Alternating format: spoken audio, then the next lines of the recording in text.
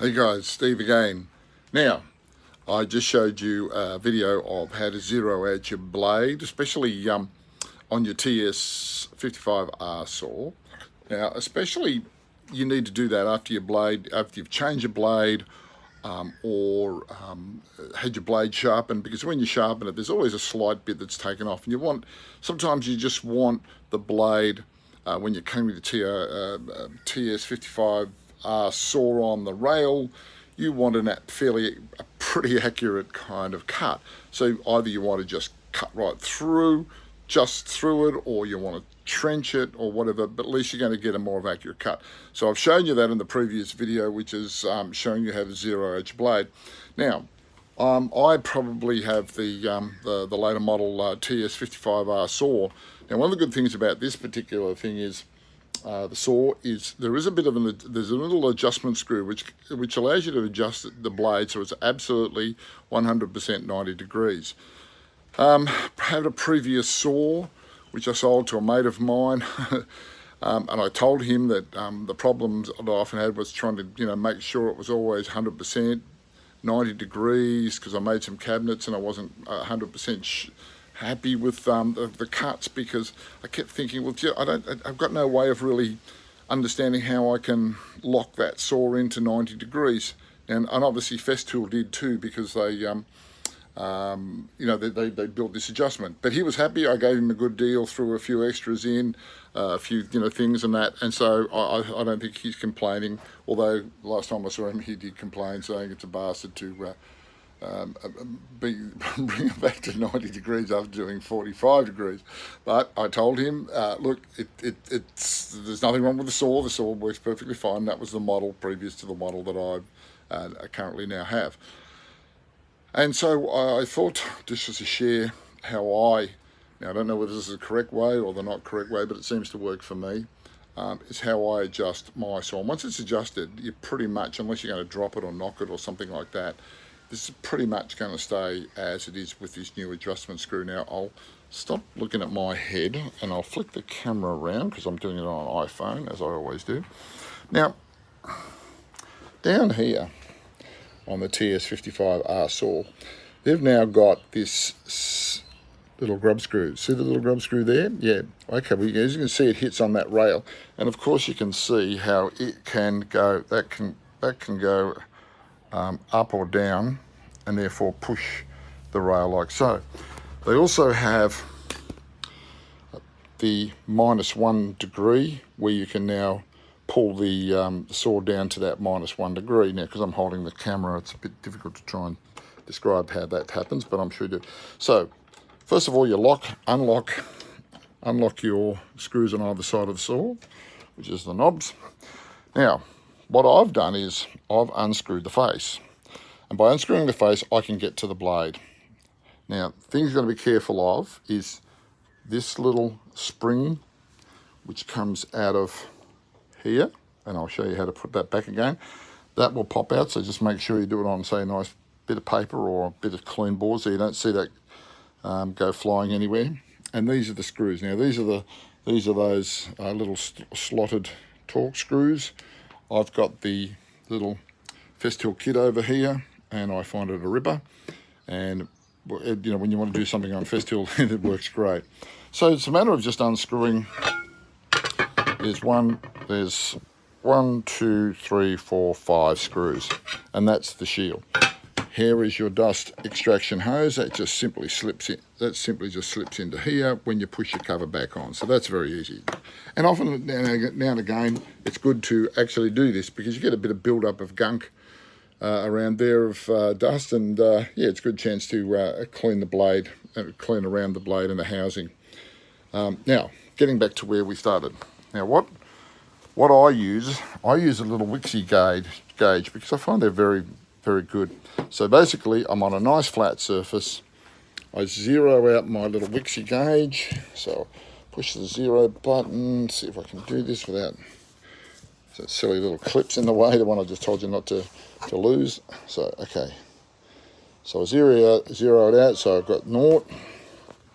I come over, I sit it on my blade, perpendicular on my blade. Oh, now you see, it's 809, well, 89.7. So it's not at 90 degrees. So now if I get a 2mm, where are we? We've got a 2mm little hex head. I pop it in here. I've got my knobs, both ends unscrewed to allow this now. So now if you just watch the Wixie gauge, it's a matter of just now screwing it up. Now I'm screwing clockwise because I'm going to make the saw go this way. So if you watch the Wixie gauge,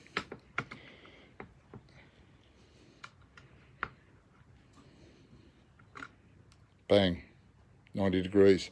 Now what I do is I tilt the saw a little bit. Whoops, hang on, I'll just have to see if I can tilt the saw without, whoa, whoops, there's my finger. See if I can tilt the saw without, the only reason I give it a bit of a wiggle to make sure that see, just by giving that little bit of a wiggle, you kind of find that it's not completely set. There, bang, hit at 90, there's 90.1. Rest it again, there we go, it's 90. So that's it, that's all you have to do.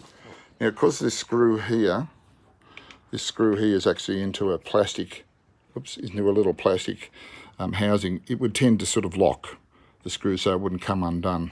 So there you go, there it is. Now I'll see if I can sort of set the camera up a little bit better.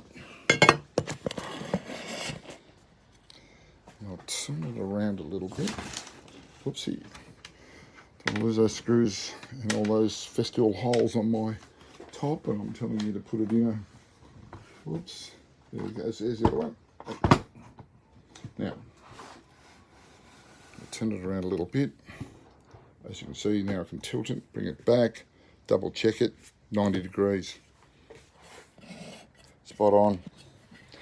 So I'll show you that again. So when I tilt the saw, I'll just try and, all my camera skills, I tell you, I wonder you even watch this stuff. And then we just get myself a proper little thing. Oh, there we go, perfect. So if we stretch that up to there, now you can see it's on 90.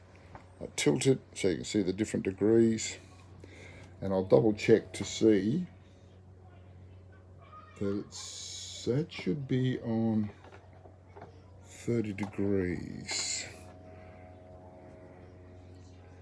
It's on 120. How's that happening? Then we go right round. Oh, that didn't work out too well. Anyway, now see, now when I brought it back and let it rest, let it rest, I'm back on to 90 degrees. Whoops. As you can see, it's just that fine little bit of a tweak. Bring it down to rest, bring it down to rest. There we go. So you've got to play around with it a little bit with that screw, just to keep checking to see whether that it keeps doing that. So, and we'll bring up the camera. Now I'll show you basically, oops, how I put it back together again. Rightio. With my cover, I get this little clip, and see the little clip, it's got basically, you consider that this is an arrow pointing down, that clip just fits back into here.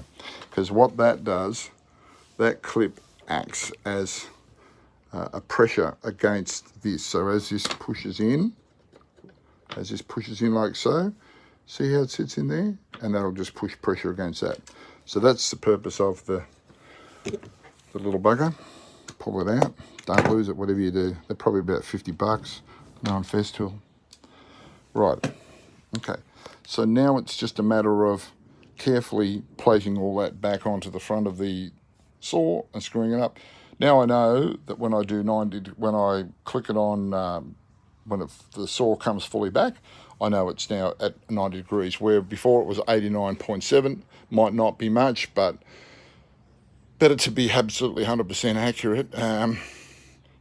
So, well, there was today's tips on the A few tips brought to you on the TS55 R saw.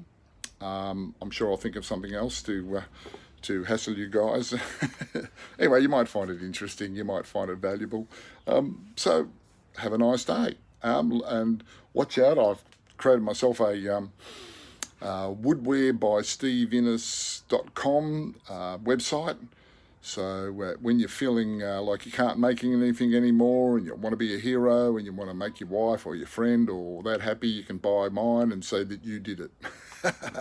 So check it out. It's woodwearbysteveinnes.com. Okay, until next time, see you again. Bye, guys.